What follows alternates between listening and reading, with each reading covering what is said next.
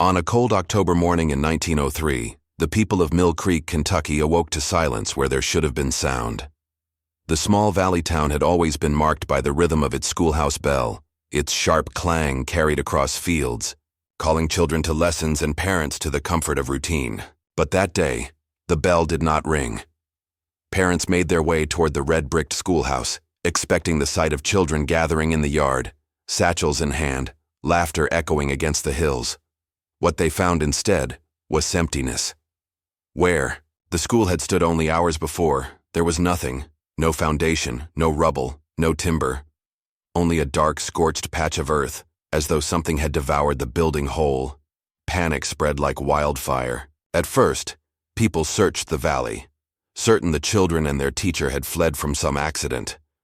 Yet there were no footprints, no signs of struggle, no smoke drifting into the sky. Some witnesses swore the school had not burned at all, but rather dissolved into a pale mist that rolled in from the woods during the night. Others whispered of voices carried on the wind, low chanting, foreign and unsettling, that had woken them hours before dawn. The mystery deepened when horses refused to approach the site, shying away as if repelled by something unseen. Authorities moved quickly to cover the chaos. Official reports labeled it a tragic fire, though no ashes, no charred remains, and no bodies were ever recovered. Families who demanded answers were told to grieve quietly, to accept that their children had perished in a disaster too terrible to describe. But behind closed doors, the testimonies painted a different picture. Men and women spoke of strange lights flickering in the tree line, of figures moving between the trees, of the sound of the bell tolling faintly even after the building was gone. These accounts were dismissed as grief-stricken delusions, yet they shared uncanny similarities. For the people of Mill Creek, the disappearance of the schoolhouse was more than tragedy. It was a rupture in reality. The event split the town into factions. Some clung to the explanation of fire, insisting nothing supernatural had occurred. Others whispered of curses, of rituals, of the land itself swallowing what it could no longer contain. A few refused to speak at all, convinced that words might draw the same fate upon them. More than a century later, the truth remains buried under layers of folklore and silence. Was the schoolhouse a victim of hysteria, a hidden crime erased by those in power, or something that defies human understanding? Mill Creek has never fully recovered from that morning, because the story is not just a legend, it is a wound in Kentucky's history, one that still bleeds questions into the present. The story of Mill Creek School begins long before its vanishing in 1903. To understand its disappearance, one must first step back to 1878, when Reverend Silas Boone, a stern and fiery preacher, declared that Mill Creek's children needed a house of learning. At the time, Mill Creek was little more than a cluster of coal miners' cottages, a handful of farms, and a single church that doubled as a gathering hall. The school, Boone argued, would serve not only as a place of education but as a fortress of morality, a bulwark against what he called the creeping rot of ignorance and sin. His sermons, preserved in fragments in local church bulletins, described children as malleable clay to be molded into saints or devils. In Boone's view, the school was not simply an institution. It was a weapon in a holy war against darkness. The land on which the school was built carried its own weight of history. Donated by Josiah Kettering, a coal baron whose wealth came from the sweat and lungs of hundreds of miners, the plot lay on the edge of the valley, near a line of thick woods that few dared to enter after dusk. Long before Kettering laid claim to the property, the land had been rumored to hold the remnants of a Shawnee burial ground. Local families whispered of bones unearthed during plowing, of arrowheads scattered in the soil, and of a single gnarled oak that seemed to grow directly from a mound of earth too symmetrical to be natural. Boone dismissed such tales as pagan, superstition. Yet even he could not deny that the land felt different, as though heavy with something unspoken. Construction of the schoolhouse was simple but symbolic. It was a one-room structure, built of red brick and capped with a sharply pitched roof that looked, some said, more like a chapel than a classroom. A bell tower rose above it, though the bell itself was curiously absent for the first few years, as if Boone had been waiting for something before it could be rung. Inside, wooden desks were arranged in precise rows, each facing the front where a black slate board hung like a dark mirror. The smell of coal dust clung to the children who filled the seats, their father's work staining their clothes and lungs alike. Yet it was not the dust that unsettled them. It was Boone himself. Accounts of Reverend Boone describe a man of rigid frame and sharper tongue.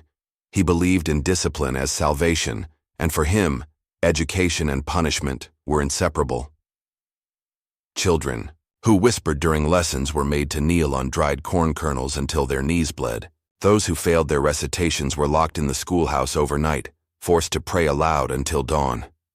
Parents, many of them too weary from mind shifts to protest, accepted Boone's harshness as the price of raising obedient sons and daughters. Still, rumors spread that his punishments went further than discipline, edging into cruelty. Some recalled hearing the bell toll at midnight, summoning children for what Boone called vigils. The children returned home hollow-eyed, unable, or unwilling to speak of what had occurred. The desks themselves bore strange marks. Decades later, when the ruins of the school were unearthed in fragments, investigators noted carvings etched into the wood. Crosses interlocked with circles, spirals, and runic shapes that no miner's child could have drawn with such precision. Former students spoke of Boone insisting they carve these symbols during lessons of devotion, claiming the shapes would bind their souls to God. Yet others whispered that the symbols resembled not Christian iconography, but something older, something that belonged to the land before Boone had ever set foot on it. Nightmares were another constant thread in the testimonies of former students. Many recounted dreams in which the schoolhouse itself seemed alive, its brick walls breathing, its windows watching. Children spoke of hearing the sound of scratching beneath the floorboards, as though something clawed from below. One girl, whose diary was later discovered in an attic, wrote of a recurring dream where the bell tower tolled without a bell, the sound echoing not in the air, but inside her head. Boone dismissed these dreams as manifestations of sinful imagination. Yet he also kept a locked ledger, now lost to history, in which he meticulously recorded the dreams as if cataloging evidence. It was not only the children who felt unease. Parents began noticing changes in their sons and daughters. Some became unusually obedient, speaking in tones that mimicked Boone's sermons. Others grew withdrawn, staring into corners as though listening to voices no one else could hear. Families who questioned Boone were met with stern warnings. 2. Doubt me is to doubt God's will, he would thunder from the pulpit on Sundays. The authority he wielded was not only religious but psychological. Parents feared being cast out of the church community, and in a town where survival depended on solidarity, few dared to challenge him openly. Still, resistance brewed in whispers. A miner named Elias Crawford, whose son attended the school, began collecting testimonies of children who claimed Boone had forced them to drink bitter water during vigils. Crawford suspected the use of some hallucinogenic brew, though he had no proof. Others pointed out Boone's fascination with Latin, a language known in the townsfolk. Students claimed he sometimes chanted in it during lessons, his voice rising and falling in cadences that made no sense, yet lodged themselves in memory. When asked where he had learned such things, Boone merely smiled and said, "The Lord teaches me what I need to know." By the mid-1880s, the Mill Creek School had gained a reputation far beyond the town itself.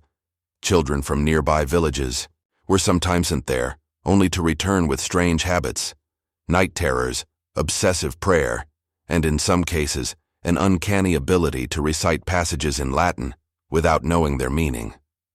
Physicians who examined the children spoke of religious hysteria, a term used to describe psychological disturbances rooted in excessive devotion. Yet priests who visited the school praised Boone's methods, noting that his pupils displayed unmatched discipline. The contradiction was stark. To outsiders of faith, Boone was molding saints. To skeptics, he was molding something else entirely. Meanwhile, the land around the school seemed to resist peace. Farmers complained that crops near the school grew stunted, as though the soil itself were drained. Animals balked at passing the grounds, often requiring whips to be driven across. Some evenings, passers-by claimed to see faint lights flickering in the bell tower, though Boone swore no lamps were lit. Others swore they heard the faint murmur of many voices, even when the building was empty. One chilling account from 1889 describes a mother walking home from evening service who heard her son's voice calling from inside the schoolhouse. Yet her son was at her side, holding her hand. It was during this period that Boone's health began to falter. Witnesses described him as gaunt, his eyes sunken, his sermons more frantic than ever. He preached not of salvation, but of binding forces and covenants of obedience. Children reported that he often wept during lessons, though his tears came without explanation. In 1891, Boone vanished suddenly, leaving behind no body, no farewell, and no explanation. The school continued without him, led by a series of teachers who seemed unable or unwilling to discuss what Boone had left behind. The ledgers, the symbols, the rituals, all were locked away or destroyed. Yet the unease never dissipated. Parents grew increasingly divided. Some believed Boone had been a prophet, punished for his purity. Others whispered that he had been consumed by whatever force he had sought to bind. The absence of his authority left the school adrift, but the strangeness remained. Children still reported dreams, still carved symbols, absent-mindedly into their desks, still spoke of the sound of the bell that was not there. It was as though the building itself had absorbed Boone's presence, carrying forward his legacy without his body. By the dawn of the new century, Mill Creek School was no longer just a place of learning. It was an institution steeped in fear. Families debated pulling their children out, but the lure of education, however dark, was difficult to resist. For the poor miners of Mill Creek, opportunity was scarce. To deny the school was to deny hope of a future, however uncertain. Thus, the children continued to attend, their laughter mingling uneasily with the whispers that haunted the valley. When the school vanished in 1903, many saw it not as a shock but as an inevitability. For 25 years, the building had carried within it layers of dread, ritual, and secrecy. It had been born on land whispered to be cursed, raised under the hand of a zealot who blurred the line between teaching and torment, and maintained by shadows long after its founder disappeared.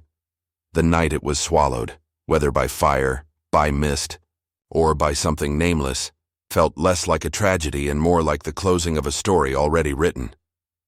Mill Creek School was never merely a one-room schoolhouse. From its inception, it was a stage upon which fear, faith, and folklore entwined. Long before it vanished, it had already become a place of disappearance, of innocence, of safety, and perhaps of the children's very selves. By the late 1890s, Mill Creek School had settled into its place as both a pillar and a shadow in the valley. Parents still sent their children there, though many did so with an unease they could not name. The coal mines kept men deep underground. For long hours the farms demanded endless toil, and the school offered what little hope there was of advancement. Yet beneath its surface purpose, the whispers continued. The symbols carved in desks, the prayers that sounded more like incantations, the inexplicable dreams that seemed to spread from one child to another like a fever. If the school had once merely seemed stern and strange, by this time it had begun to bleed strangeness into the very ground around it. The first signs of darkness were not human, but animal. Farmers reported livestock behaving oddly near the school grounds. Horses balked and reared when passing its fence, sometimes throwing riders. Cows that grazed in the adjacent meadow often refused to give milk the following morning, as though something had unsettled them to their cores. And then came the deaths. Sheep were found lying in neat rows, their bodies intact, but their eyes wide open, glazed in a way that suggested terror. Chickens disappeared without a trace, only to be discovered days later inside the schoolyard, dead but unmarked. The most disturbing cases involved cattle, animals discovered drained of blood, yet without any visible wounds. The farmers whispered of vampires, of witchcraft, of forces that drank without cutting. Teachers, too, began to notice unsettling phenomena. During lessons, scratching noises rose from beneath the floorboards, persistent and rhythmic like claws dragging across wood. At first, they blamed rats, but the sounds were too deliberate, too strong. Several teachers swore that the noises matched the syllables of Boone's old prayers, as though the building itself were repeating him. When they pounded the floorboards or tried to chase the sound away, it would stop, only to resume the moment silence returned. Some claimed the scratching grew louder when children recited their lessons, as if the very act of speaking summoned it closer. Children reported even stranger experiences. Their notebooks, when reviewed years later, contained sketches and scribbles no ordinary students would have drawn, twisting faces in the margins, stick figures standing beneath a great black bell, spirals that seemed to repeat endlessly until the page was consumed. One name appeared again and again in these drawings: Sarah Whitcomb. She was 10 years old in 1899, a bright girl with neat handwriting and a fondness for recording her thoughts in a small diary she carried everywhere. Her entries, preserved by her family, would later become some of the most chilling evidence of what Mill Creek School had become. In the autumn of 1899, Sarah began writing of voices. They did not come from her classmates, nor from Reverend Boone, who had long since disappeared, but from the walls themselves. "They call my name when I am trying to read," she wrote in one entry. "Sometimes it sounds like a woman, sometimes like a child. They tell me to run into the woods because that is where they live now. They say they are waiting." Another entry, dated just weeks before she vanished, described a dream where the desks had grown tall like gravestones and the blackboard stretched into the sky. "I woke up and the scratching was still happening," she wrote, "only this time it was under my bed." Then came the day she disappeared. On a chilly morning in November, Sarah left her house with her satchel and her diary tucked inside, heading toward the school as she had countless times before. She never returned. By dusk, her parents alerted neighbors, and by nightfall the entire town was searching. They combed the valley, the creek, and the woods, calling her name until their throats grew hoarse. What they found was stranger than an absence. At the edge of the forest, neatly placed side by side, were Sarah's shoes. They were not scuffed, not dirty, but polished, as if she had carefully removed them before stepping into the trees. No footprints led away. No torn fabric or blood marked the ground. It was as if she had simply dissolved into the shadows.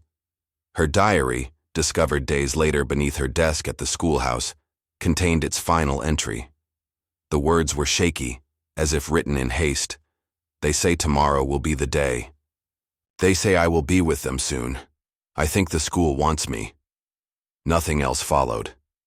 The town erupted with fear and speculation. Some parents accused the teachers of negligence, of losing track of their students during the day. Others whispered of abduction, of secret rituals, of something Boone had left behind that still demanded sacrifice. The official records were careful, clinical. The sheriff's report listed Sarah Whitcomb as missing presumed victim of wildlife. Bears and cougars were not unheard of in the Kentucky hills, and it was easy to blame the woods for swallowing her whole. But the villagers who had seen the shoes knew better. No wild animal had placed them so neatly, like an offering. The disappearance cracked the fragile safety that had held Mill Creek together. Parents began pulling their children from the school, though not all could afford to do so. Those who remained grew quieter, paler, their eyes shunted. Teachers came and went with increasing speed, some lasting only weeks before resigning abruptly. One teacher later confessed that she awoke each night to the sound of the bell tolling in her dreams, though the tower still hung empty. She claimed the sound was not made of iron but of voices, many voices woven together into one long, droning note. In the weeks after Sarah's disappearance, other disturbances spread. The scratching beneath the floor grew louder, sometimes so forceful that dust fell from the ceiling beams. A faint odor of rot seemed to linger in the schoolyard no matter how often the grounds were cleaned. Children began fainting during lessons, their eyes rolling back as if they were staring at something far away. When revived, they described visions of the woods filled with pale figures, their mouths open but their voices silent. The figures, they said, beckoned them closer.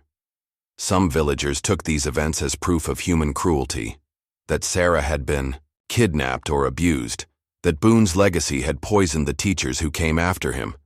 But others leaned toward a darker interpretation. They recalled the rumors of the burial ground beneath the school, the strange symbols Boone had insisted Upon the nightmares that spread from one child to another, the phrase that began to circulate was simple but chilling. The school is keeping them. Not teaching, not sheltering, but keeping. The livestock deaths continued, now more frequent, as though the land itself demanded blood in Sarah's absence.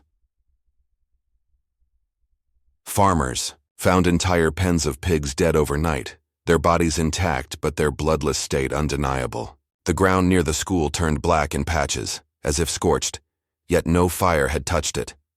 Children reported hearing Sarah's voice in the hallways, calling their names, asking them to follow. One boy swore he saw her standing at the back of the classroom, smiling faintly before vanishing when the teacher turned.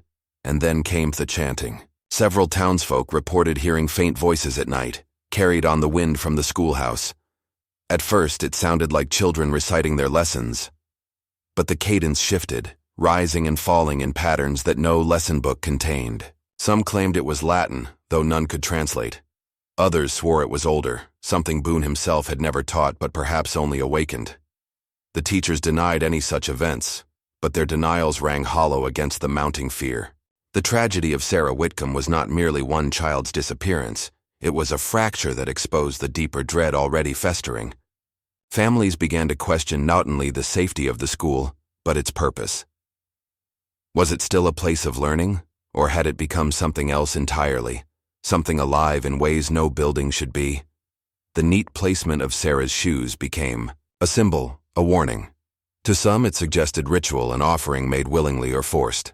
To others, it suggested the school demanded tokens, proof of surrender, before it claimed its own. By the turn of the century, Mill Creek School's reputation had shifted from stern institution to haunted ground. Parents hesitated at the schoolyard, gates clutching their children's hands a moment longer before letting them go. The woods seemed thicker, the shadows longer, and though the bell tower still hung silent, many swore they could hear a faint toll at night, reverberating not in their ears but in their bones. Sarah Whitcomb's disappearance was the first undeniable crack in the facade. It was the moment when speculation hardened into certainty that something was wrong, deeply wrong, with the Mill Creek School. Whether it was human sin, supernatural, hunger, or the land itself reclaiming what had been stolen, no one could agree. But the villagers knew one thing: the school was no longer just a building. It was becoming a presence, and it was only just beginning. The night of October 13, 1903 is remembered in Mill Creek not simply as a date, but as a boundary. Life in the valley was divided into before and after that night.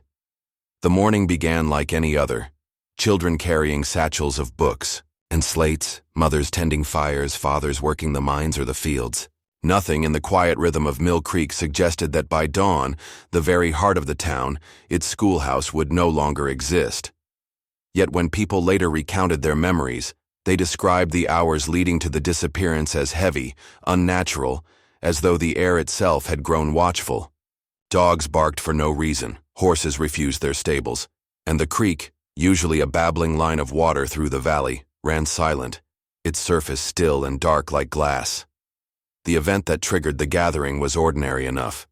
The older children were scheduled for a late class in preparation for state examinations. It was rare to hold lessons after sundown, but the teacher, Miss Eleanor Hart, insisted it was necessary to give her students every advantage. Parents, though weary of the school's growing reputation, reluctantly agreed. As dusk fell, lanterns were lit inside the one-room building. Their glow could be seen flickering against the windows, casting long shadows that stretched across the yard. But as the sun fully slipped behind the hills, the glow seemed to change. Several villagers passing along the road swore the light was no longer golden but red, as though fire blazed within. Yet no smoke rose from the chimney, and the air carried no scent of burning wood. By 9 o'clock, the town had grown uneasy. A group of miners returning from their shifts paused near the school, fence whispering about the strange glow. One of them, Thomas Wilkes, later told the sheriff he had heard music, low droning notes that did not come from any instrument he knew. It was like a hymn, he explained, but sung backward, every syllable twisting the wrong way around. Another claimed he saw shadows moving across the windows in precise rhythm, as though the children inside were marching in circles. They debated knocking on the door, but fear held them back. The school, they agreed, had never welcomed interruption. Closer to midnight, the unease escalated. A farmer named Caleb Morton, who lived half a mile from the valley, reported waking to the sound of voices. He stepped outside, expecting perhaps a late gathering at the church or a drunken crowd leaving the tavern. But what he heard was unlike any gathering he'd known. Dozens of voices, maybe more, rose in perfect unison from the direction of the schoolhouse. The words were unintelligible, rolling syllables that seemed to bend the air itself. Caleb swore the chant did not pause for breath, did not falter or fragment. It weren't English, he told the sheriff. It weren't any tongue I've heard, but I'll tell you this, it knew my name. Each time I listened close, I thought I heard my name folded in. His account would be repeated in hushed tones for decades, each retelling adding to the unease of that midnight chorus. Not everyone described the same thing. A group of women walking home from a quilting circle claimed they saw fire spilling from the windows, flames licking upward in silence. Yet they admitted no heat touched there, and their clothes did not smell of smoke. Another witness, the town's blacksmith, argued there had been no fire at all. He described a mist rolling across the schoolyard, thick and white, wrapping the building like a cocoon.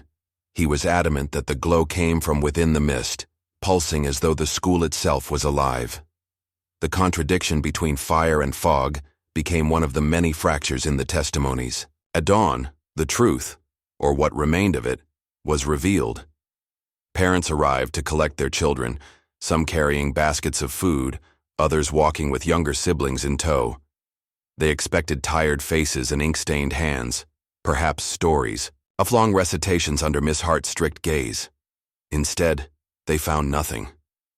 Where the school had stood the evening before, there was only a circle of scorched soil, blackened as though by lightning.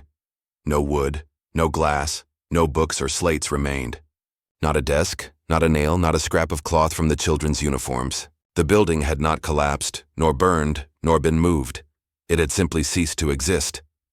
The smell of sulfur clung to the air, acrid and sharp, stinging the eyes. One mother, upon stepping into the circle, swore the earth was still warm, pulsing, faintly beneath her shoes.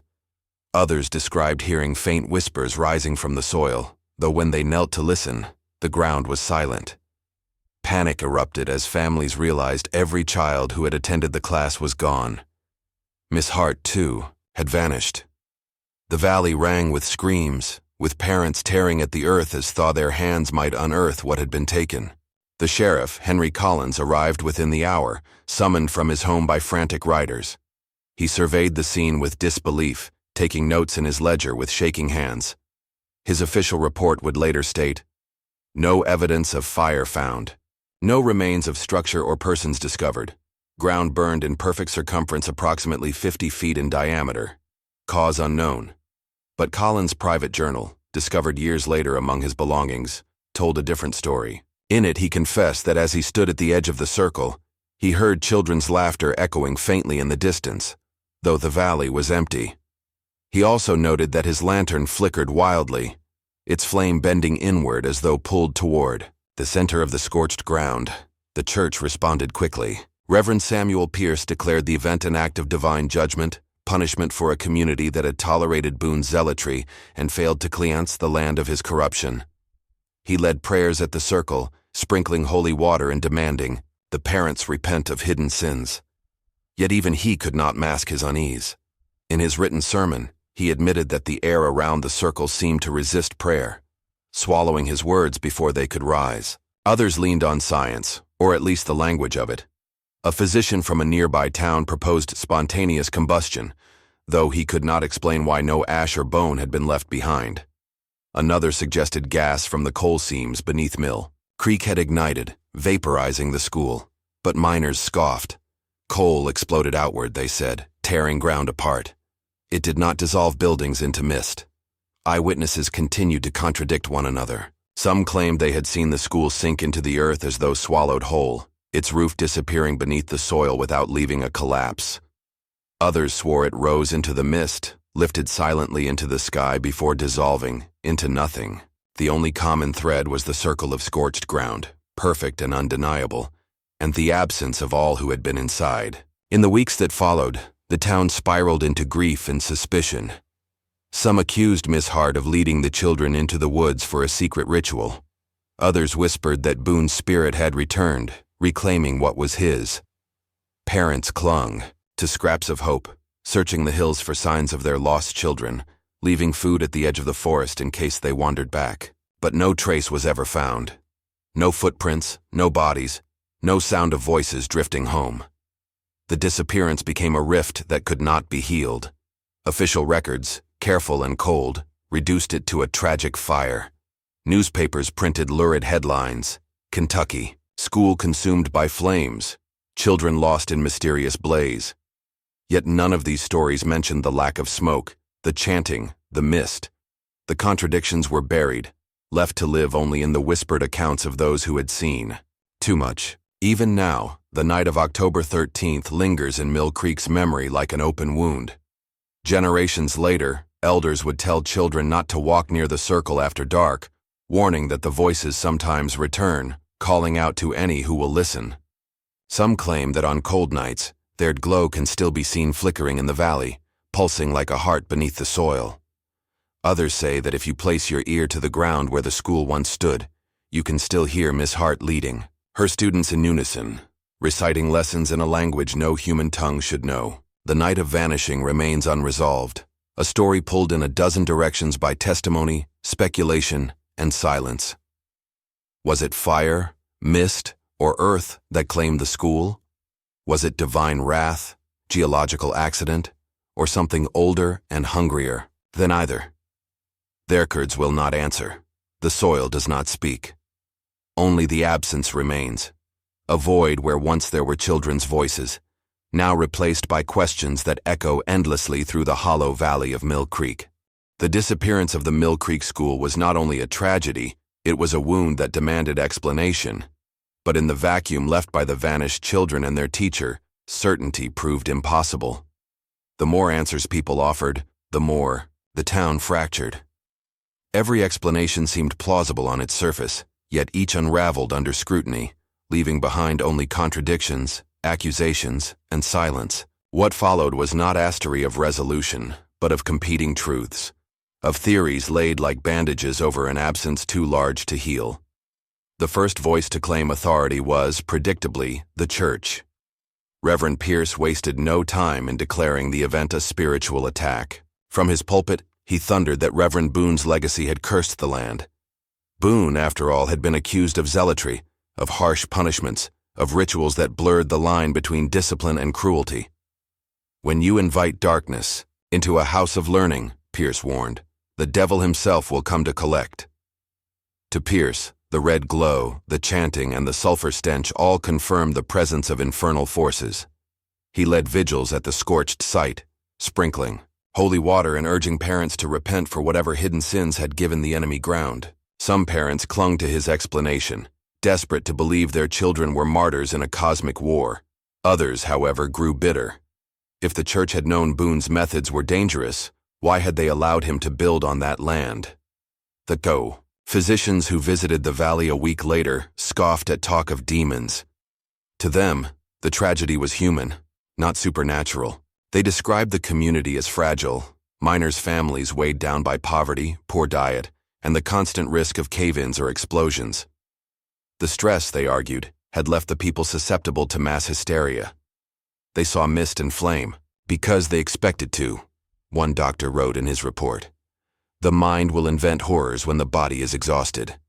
Thiesman explained Sarah Whitcomb's diary of voices as a symptom of anxiety, her disappearance as a runaway case, that the town had folded into superstition. The chanting reported by Caleb Morton, hallucinations spread by fear, magnified by rumor until the whole town was convinced.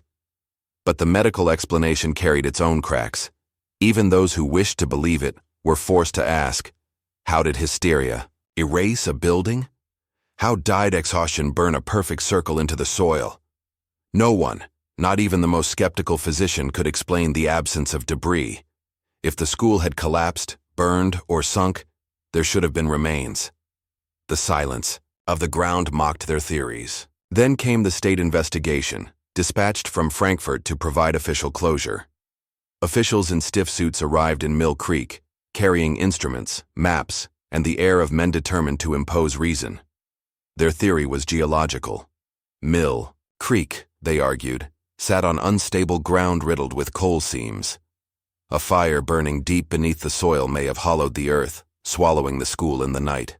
The sulfur smell lent credibility. Underground fires often gave off such stench. The red glow could have been gas venting through cracks. They took samples, charted the land, and published a tidy report declaring the disaster an accident of nature. Tragic but explainable. Yet even as the ink dried, their theory crumbled.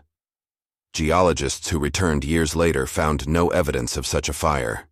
The coal seams beneath Mill Creek were shallow, insufficient to produce a sinkhole of that magnitude, and the burned circle, their most compelling piece of evidence, was too precise, too symmetrical, to be the chaotic work of geology.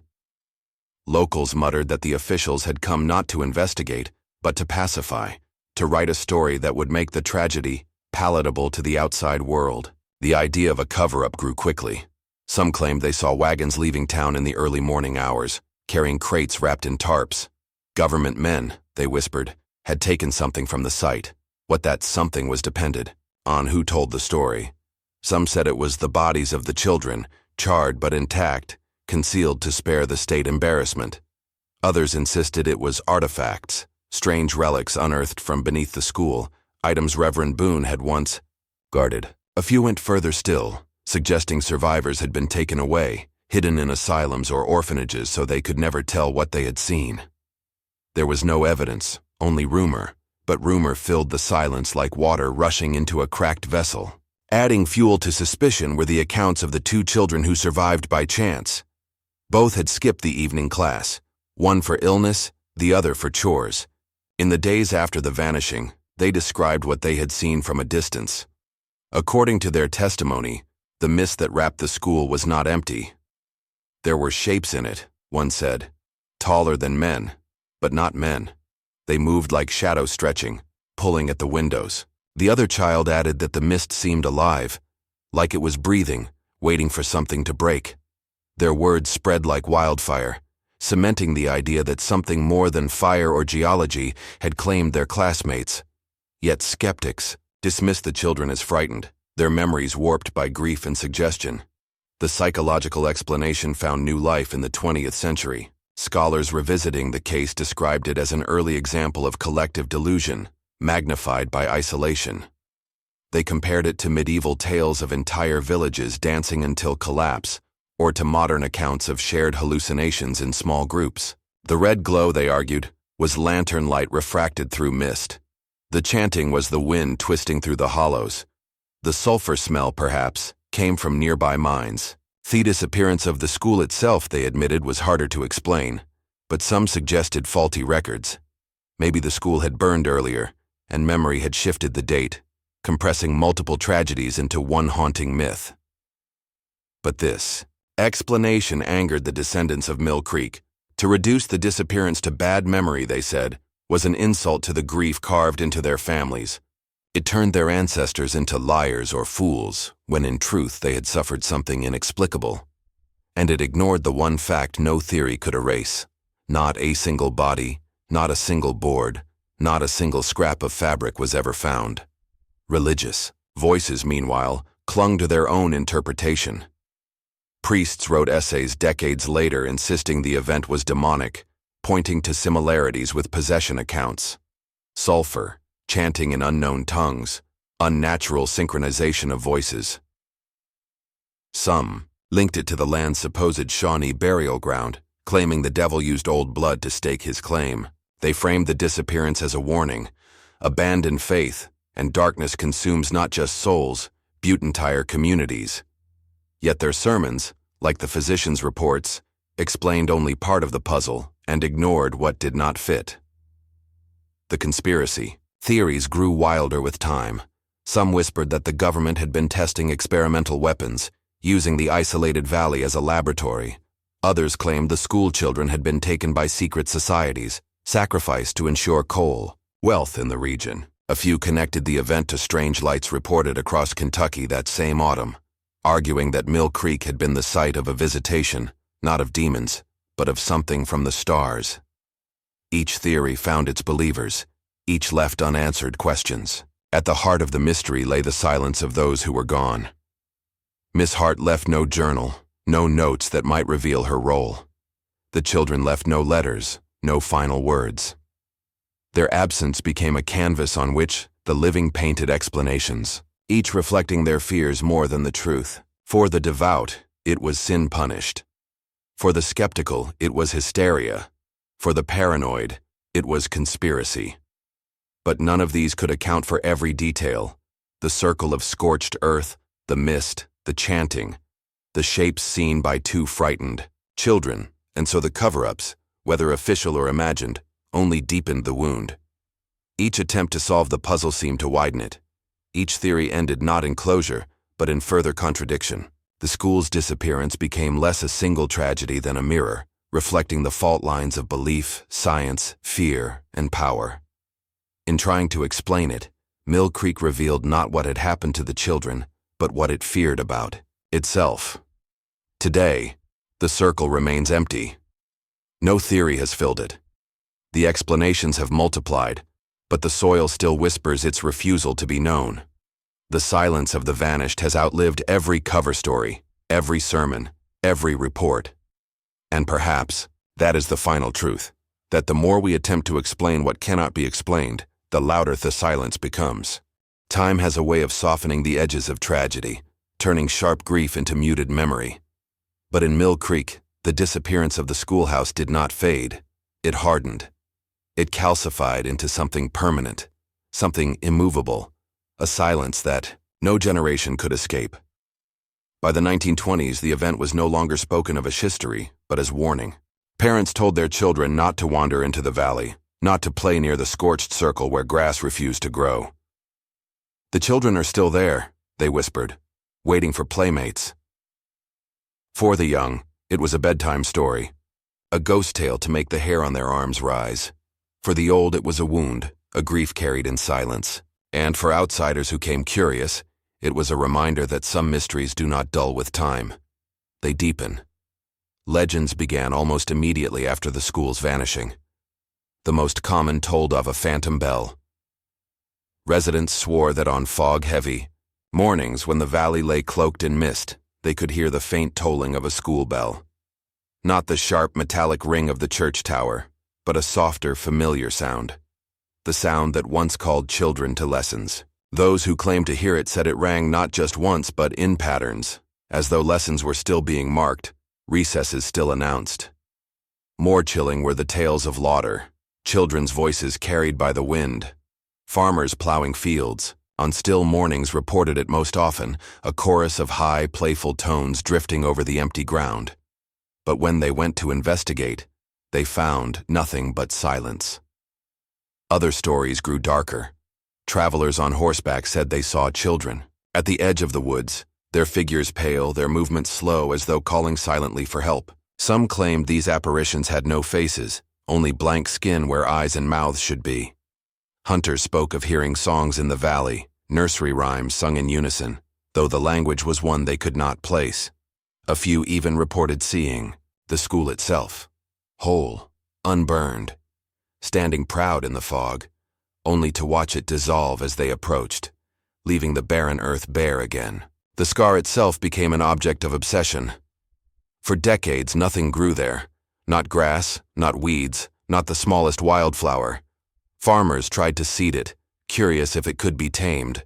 But their efforts failed. The soil was dead, lifeless, as though scorched from within.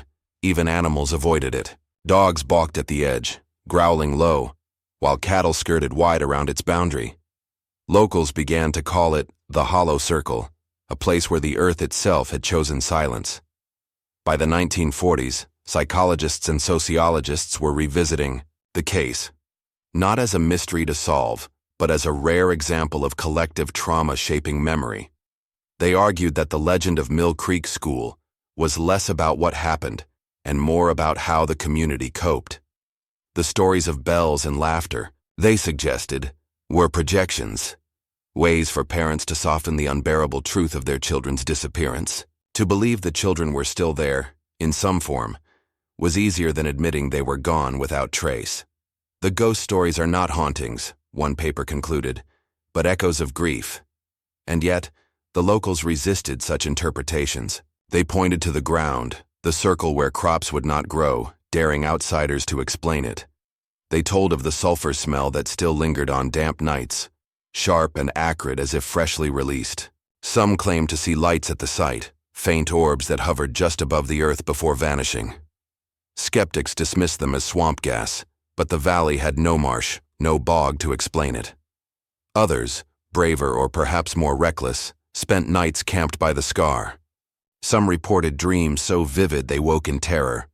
Classrooms filled with faceless children, desks shifting like breathing creatures, chalk writing itself on empty boards. One man claimed he woke to find words burned into the soil beside his bedroll.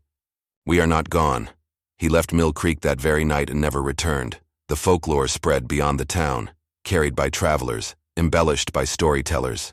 By the 1960s, the Mill Creek School was a favorite tale at summer camps and sleepovers across Kentucky. Each teller added their own flourish: the teacher who made a deal with the devil, the burial ground that cursed the land, the government experiment gone wrong. What had begun as tragedy was now entertainment, the horror retold for thrills. Yet in Mill Creek itself, there was no laughter. For those who still traced their bloodline to the vanished, the stories felt like theft, outsiders making spectacle of their loss. The descendants rarely spoke of it openly, but they tended the silence as though it were an heirloom. One of the strangest parts of the legacy is how the story adapted to each generation's fears. In the 1970s, when cults and secret societies filled headlines, the tale shifted. People whispered that the chanting heard that night was proof of sacrifice, that Reverend Boone's prayer vigils had in fact been rituals all along. In the 1990s, as UFOs captured the imagination, some suggested the mist and lights were not demonic but extraterrestrial, the school taken not by fire but by abduction. In the 2000s, with the rise of paranormal television, ghost hunters descended on the valley with cameras and recorders, eager to catch voices or apparitions. Many left empty-handed. A few left shaken, refusing to speak of what they had found. Still, no matter how the interpretations evolved, the scar in the earth remained unchanged. Its refusal to heal became the strongest argument for those who believed something unnatural had taken place. Generations came and went, wars were fought, industries rose and fell, but the circle endured, barren and defiant.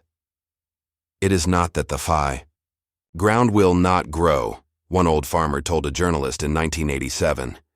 It is that it will not forgive. The legacy also took root in darker ways. Teenagers dared each other to spend the night in the circle, to prove their bravery. Some returned boasting of nothing, others returned pale, silent, refusing to speak of what they had heard. One boy never returned at all. His disappearance in 1979 was officially blamed on running away, but locals knew better. They said the school had claimed another. Each new loss only reinforced the story, giving it fresh teeth. To this day, the silence remains. The valley holds its breath, as though waiting. Scholars debate, scientists test, priests pray, and storytellers embellish. But the ground offers no answers.